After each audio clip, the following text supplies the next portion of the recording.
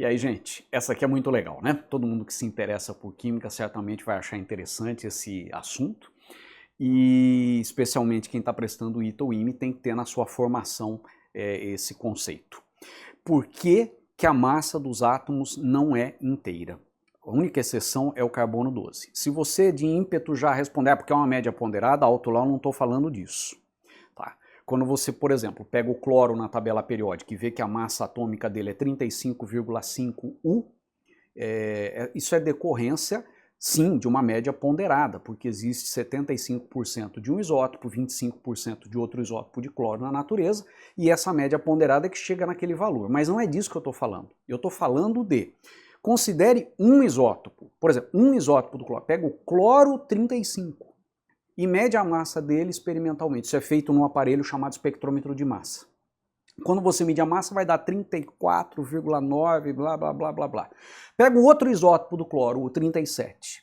Mede a massa. Quando você medir a massa, vai dar 36,9, plá, plá, plá, plá, plá. E com qualquer outro átomo, ao medir a massa, não dá um valor inteiro, excetuando o carbono 12, que por convenção recebeu esse valor, 12U redondo. Para a gente não ficar pensando nessa questão da média ponderada, que não é o que está em discussão aqui, pense em qualquer um dos 20 elementos, em qualquer um dos átomos, dos 20 elementos que existem na natureza, mas não como dois ou mais isótopos naturais. O que eu quero dizer com isso? Na natureza, todos os átomos de berílio têm a mesma constituição nuclear. Na natureza, todos os átomos de flúor têm a mesma constituição nuclear, ou seja, esses 20 não têm dois isótopos, três isótopos, etc. na natureza. Tem apenas e tão somente um isótopo, ou seja, um tipo de constituição nuclear. Aqui estão as massas medidas no espectrômetro de massa, desde o berílio até o bismuto. E muita gente confunde esse 9 aqui com esse 9. Esse 9 aqui é o número de massa, ele não tem unidade, ele é adimensional, ele é definido como a soma do número de prótons com o número de nêutrons, e ele é sempre, obviamente, um número inteiro por causa da forma como é definido. Já esse outro número aqui é o resultado de uma medida de massa feita no equipamento apropriado, o espectrômetro de massa. Esse número tem unidade, a unidade é U, a unidade de massa atômica, ou unidade unificada de massa atômica.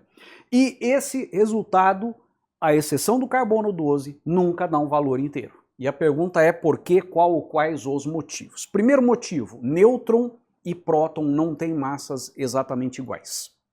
Expressas em U, elas diferem na terceira casa depois da vírgula.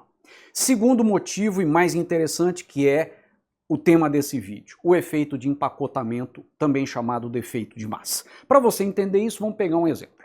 Aqui está a massa de um próton, aqui está a massa de um nêutron, medidas no laboratório com essas partículas em repouso no referencial do laboratório.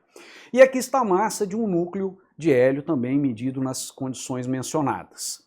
Se você pegar isso aqui e multiplicar por 2, somar com isso multiplicado por 2, você estaria fazendo essa conta. Ó, 2 vezes a massa do nêutron mais 2 vezes a massa do próton dá isso aqui. Comparando, você vê que deu mais do que a massa medida do núcleo de hélio. Então, a massa dos núcleons isolados, núcleon é um termo que designa genericamente próton ou nêutron. A massa dos 4 núcleons separados, isolados, não constituindo o núcleo de hélio, é maior do que a massa do núcleo de hélio. Podemos, inclusive, calcular essa diferença, pegando e subtraindo do valor maior o valor menor. Então, subtrair esse valor desse e descobrir esse defeito de massa, esse efeito de empacotamento. Para nós podermos interpretar isso, né, primeiro eu vou passar para o sistema internacional, expressando isso aqui em quilogramas, e aí eu vou pensar na equação de Einstein. A equação de Einstein, publicada por ele em 1905, algumas pessoas olham para ela e falam, se desaparecer energia ela vira massa, se desaparecer massa ela vira energia. Não é bem isso. O que essa equação está dizendo é o seguinte: se existe massa, a própria existência dessa massa tem associada a ela uma energia. Então, a existência de uma certa massa M corresponde, está associada a existência de uma certa energia E, que pode ser calculada dessa forma. Então nós podemos pegar essa equação e aplicar em duas situações. Primeiro, para os núcleons isolados. Então eu quero a energia que corresponde à existência desses 4 núcleos, 2 prótons e 2 nêutrons, isoladamente, e coloco aqui então a massa deles, que é esse valor de massa aqui. E posso fazer a mesma coisa considerando a massa do núcleo, que é esse valor de massa aqui, e calcular as duas energias. Ou então eu posso fazer melhor, eu posso subtrair a segunda equação da primeira, já que essa massa é maior que essa energia será maior que essa, eu subtraio a segunda da primeira e chego nisso aqui. A diferença das energias e a diferença das massas. Tradução dessa equação.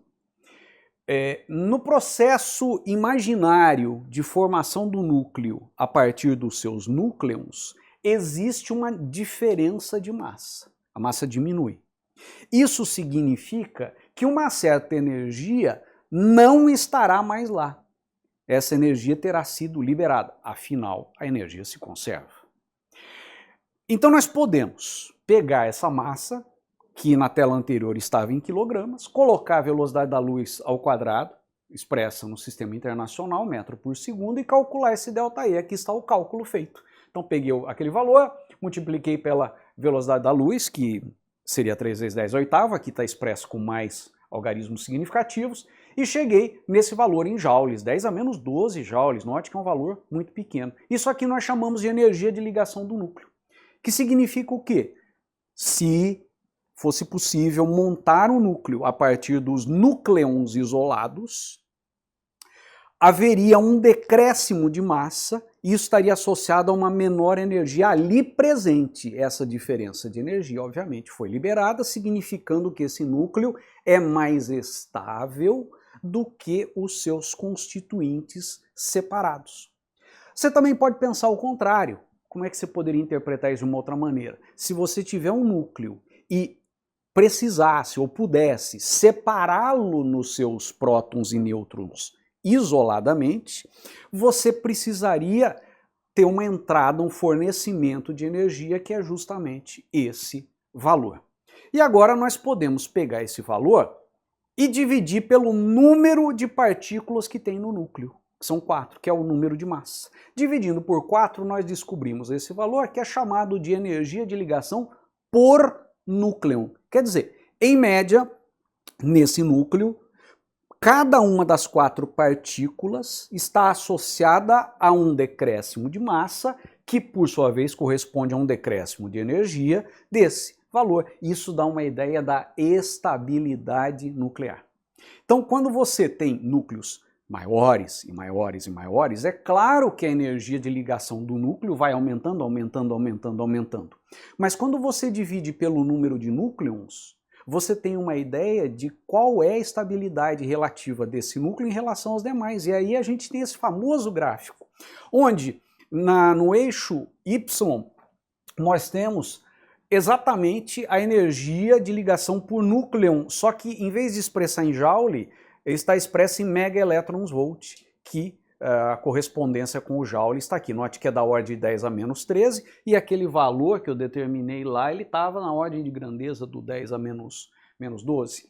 Bom, o que você percebe aqui é que para átomos com número de massa pequeno, a energia de ligação por núcleo é pequena. Para átomos com número de núcleons muito grande, tem um certo valor, e a curva tem um pico no ferro 26. Isso significa que, do ponto de vista da estabilidade nuclear, esse é o núcleo mais estável.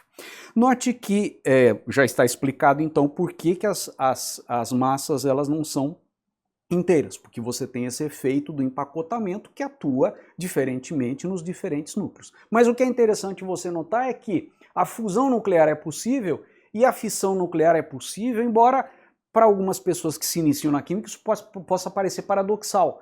Por exemplo, mas se eu quebro núcleos grandes em núcleos menores, libera energia. E se eu junto núcleos em núcleos maiores, libera energia, então isso eu posso fazer indeterminadamente sem fim? Não. São núcleos grandes que, ao sofrer fissão, vão liberar energia e formar núcleos mais estáveis. E átomos pequenos que, sofrendo junção, vão liberar energia formando núcleos mais estáveis. Vamos esquematizar isso para ficar mais claro? Aqui eu tenho um esquema da fusão nuclear, um exemplo de fusão nuclear, e o que acontece é que núcleos menores se fundem para formar um núcleo maior, existe uma liberação de energia. Na verdade, o que a gente deve entender à luz da discussão é a seguinte, que a massa final dessas partículas, se medida em repouso no referencial do laboratório, vai ser menor do que a massa inicial, medida nas mesmas condições.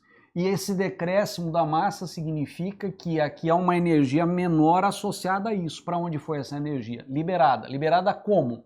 Pode ser energia cinética desses fragmentos, né, dos produtos, e ou raios gama, ondas eletromagnéticas liberadas no processo. A mesma coisa vale para a ideia da fissão nuclear.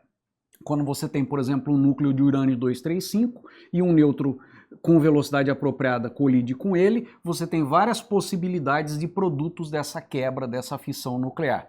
Isso, à luz daquilo que nós discutimos hoje, significa que a soma da massa desses produtos é inferior à soma da massa desses reagentes.